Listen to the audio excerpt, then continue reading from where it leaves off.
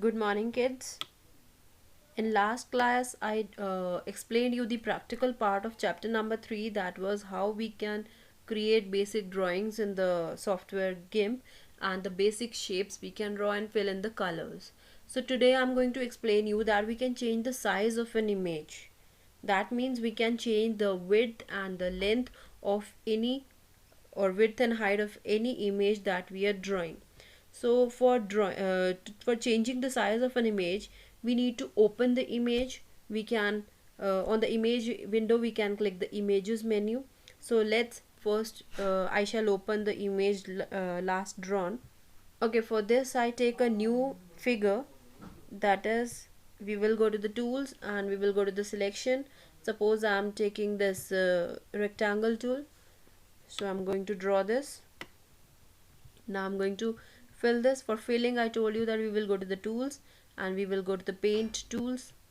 We'll select bucket tool and we can select any color from here. Now I'm filling this rectangle with this cyan color. Okay, so I'm telling you how we can change the height and the width of this rectangle. So we will go to the image menu, then we will go to the image menu we will go to the scale image. Okay, in scale image we can enter the height and the width which we want. Suppose the width is given 640 and I increase it to 700, and you can see automatically the height also increase with the width. So suppose I'm taking it, okay, I enter it like this. I'm entering it 800.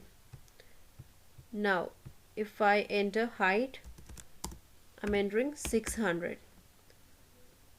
Now I'll click on scale.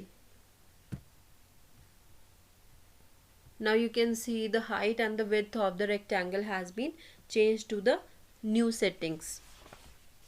Okay, the next part is cropping an image. See, cropping is that sometimes we want only some part of an image. As whenever you take pics from your phone, you see that there are some unwanted area or unwanted part which you do not want in your pics. The background sometimes you don't like.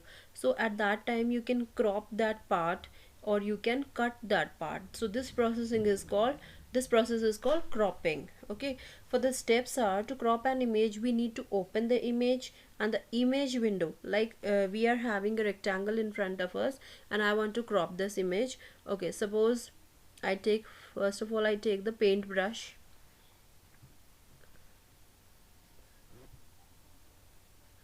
I'm taking this paintbrush and I'm taking the color.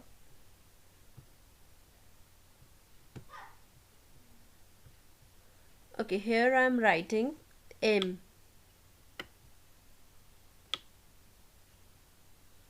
Okay, that's done. So now I want to crop this part. I want to crop the part which is in which M is written there. Okay, so we'll go to the tools menu and we will point to the transform tools. In transform tools you can see the options are given: align, move, crop, rotate, etc. So I'm selecting the crop. Now I have to select the part which I need to crop, and I need only this part. So you can see, so you see the part in which M was written has been cropped from the whole rectangle. So this is the way you can crop your images. So to crop an image we need to right click on the image tools and then transform and then crop. I can show you one thing more, that we have done the crop thing. Now I'll show you the rotate thing. If we select the rotate, you can see we can rotate this image. Now this has been become W. Okay, so this is the way we can rotate any image. Now the next part is flipping an image. Flipping means we can flip an image horizontally or vertically to create its mirror image. You have seen the mirror, when you see the mirror, it's different, it's reflecting your image. Okay, so the both are opposite to each other.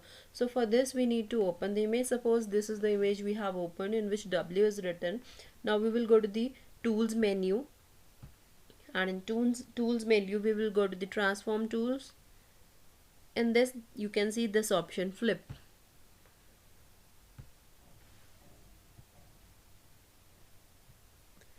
So the icon becomes like this, an arrow and a both sided arrow is down.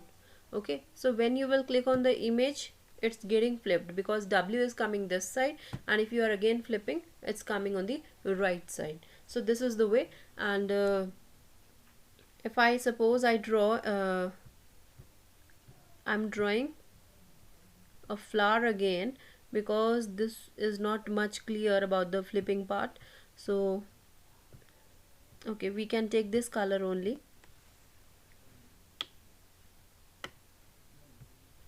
The rectangle is this, so we need to create a, okay, we take a new rectangle.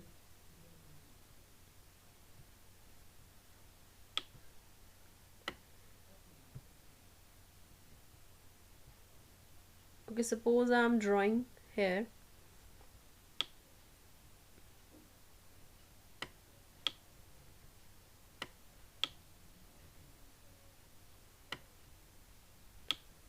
This you can see, this is the figure we have drawn. Now I'm going to show you how we can flip this. So you can go to the tools and you can go to the transform, and you will select this flip. Now you click on the image, you can see that as this is the mirror image. Okay, you can see the difference. Okay, okay, the next thing in this is that you might get unstuck sometime. You may experience some issues while working in GIMP. For example, the software may become unresponsive at times. So for that we have lots of solutions. We have different problems also, like floating selection, hidden selection, active layer is not visible, and no actions can be performed on the active layer. So if the situation is a floating selection, the solution to that is that we need to anchor the floating layer with the anchor command to a active layer to solve. Okay, so for that we will go to the image. In that we will go to the layer, and in layer we will select the anchor layer.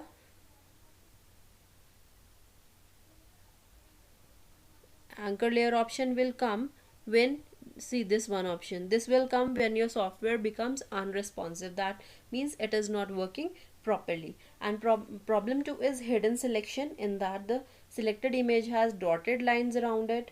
Sometimes the dotted lines do not make the image details clearly visible. So in that situation, again you will go to the image window, you will go to the view part, and in that you will go to this show selection.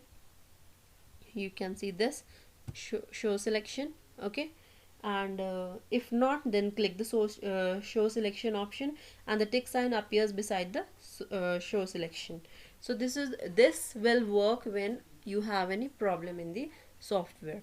And third is the active layer is not visible. You can see that on the layers dialogs, if the eye is visible, eye symbol is visible, that means the layer is active. Okay, and the fourth problem is that no action can be performed on the active layer. In that case, to bring the layer to the first position, press and hold the left mouse button and drag the required layer above the all layers, because there are different layers. You can see if I open this new file, so this is a new layer. Okay, now this is a new layer. Okay, so these are the different layers, so we need to bring that layer up in which we are working. So this is all about this chapter. Thank you, and please try to follow these steps in your at your home by using the internet. Thank you.